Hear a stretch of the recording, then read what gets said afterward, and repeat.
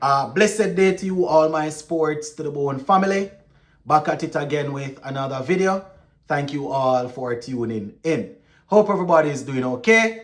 Thank you all for checking this one out.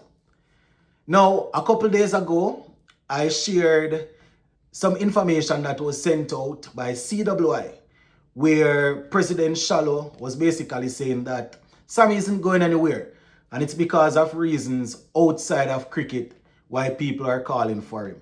Well, Director Bascom, he has given his stance, and he's basically letting it be known also that Sammy isn't going anywhere, and the whole organization is staying put.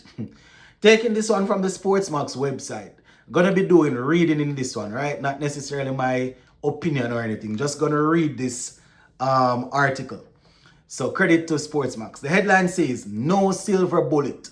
Bascom says resignation won't solve deep-rooted issues."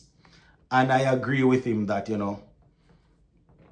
coach resigning won't solve what we have been facing with for the last 30 years. Anyway, so the article starts and it says, amid intensifying calls for the resignation of West Indies head coach Darren Sammy, Cricket West Indies President Dr. Kishore Shallow and Director of Cricket Bascom in a letter insist that stepping down would not magically resolve the test team's chronic struggles. Former West Indies selector Lockhart Sebastian and legendary fast bowler Sir Andy Roberts have joined the cohort calling for sweeping changes in the wake of Windies' historic collapse, being skittled out for 27 in their third test against Australia at Sabina Park in Jamaica. They say, but Bascom, while acknowledging the gravity of the performance, contends that no silver bullet or immediate reshuffle in leadership will change the regional side's fortunes. So you hear that? Right? No immediate reshuffle in leadership will change the regional side's fortune. So in other words, them not going nowhere right now. They ain't going nowhere, right? So this is Bascom, and I quote, "There is no real excuse for being bowled out for 27, and you don't try to explain that away. You just try to get on with business." Right, end quote. That was Miles Bascom on the Mason and Guest show. Right? So the article continues and it says, much like Dr. Shallow did, Bascom defended Sammy's dual role as head coach and sole selector, as he pointed out that the former captain has brought hard work and commitment to the setup. This is it when I quote, "Even with that result, there is a lot of hard work that has gone into preparing the team. There are a lot of positive we can take from the performance of the team, especially from the bowling unit, and someone like Brandon King, who showed maturity and that as a debutant, he really wanted to be there, and that the stage was not necessarily above his level." So basically justifying the selection, right? Bascom went on to say, we definitely need someone who is a technician and can look at these techniques. So why is the batting coach not able to do that? That is why the batting coach is supposed to.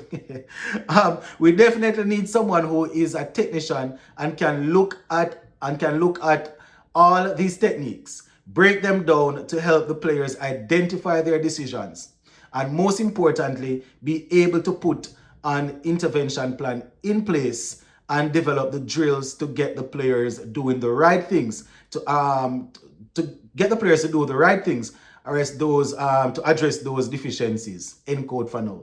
Before I continue, my people, so you mean to tell me that you have a head coach and you have a batting coach, and then you're going to say that you need somebody who is a technician to come and identify flaws in batting techniques and come up with plans that can. I mean, this is basically saying that the batting coach isn't competent then, right? Because one would assume that's the role of the batting coach.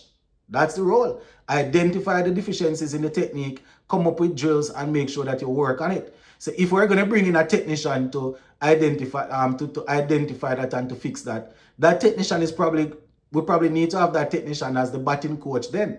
So you're going to bring in that technician to identify things, come up with drills, and then keep the same batting coach. How the same batting coach going to understand if they are correcting the technique, if he can identify it in the first place? Yeah, I don't understand. I don't understand, you know.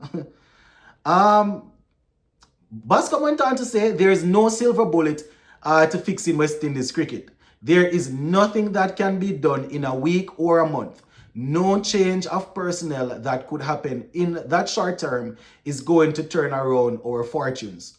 Our challenges are systematic, right? Systematic. And so we have to address the challenges at the system level. That's what I see my role as being, end quote, for now. So his role, according to him, is to make sure that systems are in place to get everything together. This is my question to you, Mr. Miles Bascom, right? If you say there is no silver bullet in or no short term of fixing it, then probably there's no need for this technician that you're talking about then. That means you probably need to give the batting coach time to fix these deficiencies that we are talking about. If you say that there is no silver bullet or no 1 month or 2 months can fix it, then probably seeing that the batting coach saw what happened in the series, give him time to fix it then. No? Give him time to fix it. I personally believe that that these people don't really believe in what they are saying, you know, because it's confusing. How can you have a batting coach and then you say you're going to get somebody, a technician, who can identify batting flaws and put plans in the place to fix it? Not the batting coach job, that, brother. That is a batting coach. I'm not saying that if we can find people that can identify it and help to fix it, I don't want it. Of course I want it. But that technician needs to stay there and needs to be appointed as the batting coach. Because if you have a batting coach there and the batting coach cannot fix, cannot identify things and fix it, what is sense? And this is not me going at Reefer, obviously, right? This is not me saying that fire him. But I'm just saying, this would almost be like, boy, you know, I don't even know how to put it. You know, it would almost be like, say for example, the bowling wasn't firing now, right? Rampart, say for example, the bowling wasn't firing. And you say right now, well, based on what's going on with the pace bowlers, their approach isn't looking good. Their gather phase and coil, their delivery and their follow through isn't looking good. So we need to bring in technicians who can come and break it down and put drills to fix it. With the bowlers, it could almost be by something, the mechanism or whatever that they need to, to see how the body is moving and if everything is in rhythm and things like that. But the batting, I cannot understand this. You have a specialist batting coach, and you say you're going to bring in somebody to identify batting flaws and fix it. Once again, if they think they need to bring somebody in to do that, a technician, do that. But are you going to bring the technician in and keep the same batting coach we are obviously saying, without saying, that is not competent? Because what is the sole role of the batting coach? Obviously, the head coach, when they go into a game, he will be organizing the plans, he will be doing this, he will be doing that. The batting coach will be saying, all right, let's look to leave this percentage of ball, let's look to play the ball here. But in training sessions, in practice, all of them things, when they have in camp, the main thing of the batting coach is to identify the flaws, put drills in place and fix it. So how you mean you're going to get a technician? You know what, people, big up on yourself, because supporting West Indies cricket is a roller coaster, yeah, man. Big up on yourself.